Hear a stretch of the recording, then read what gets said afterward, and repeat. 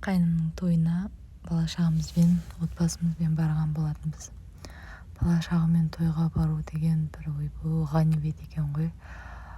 Отурустарын карасаңыздар, экөөнүн менин сумкамды агып жүр десеңиздерчи, аяк кийимди шишет, кайтадан кийет. Эки балам эч жерге отурмайт, аттарынан жүрө берүүгө да уяласың. Соң курсун өздөрү жүрө берсин деп жүрдүм. Кызымды кулап калама деп коркуп ерип жүрдүм. Карасаңыздар, ренжиптир. Алдындагы бабушканы жулуп жыртып тастады.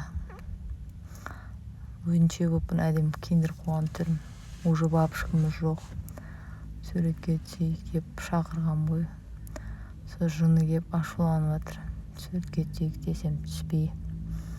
Ренжип калды. Карасаңыздарчы, ренжип ачууланып калды. Эки кайын сиңилим көндүрмөкчү болуп атыр. Ой, тойда бир кызык, бир жигит сынып калып менин кызыма. Артынан калмайт, кызымдын бетинен сүйгүсү келет. Кызым жан устайт. Устама деп, итерме деп. Жын тырсып ана жигитке колунан устаса устама деп жын тырсып турган түрү го мынау. Устап эт колунан. Соң кайтарам деп урмакчы. Куда бала болома?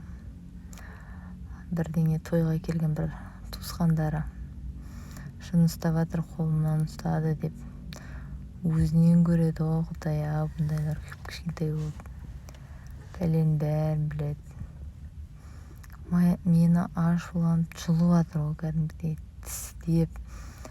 Мага не дер соны балам урмай калдың деп мени тистеп, акыр соңунда жынын чыгарып, стулга баасын уруп шылап калды.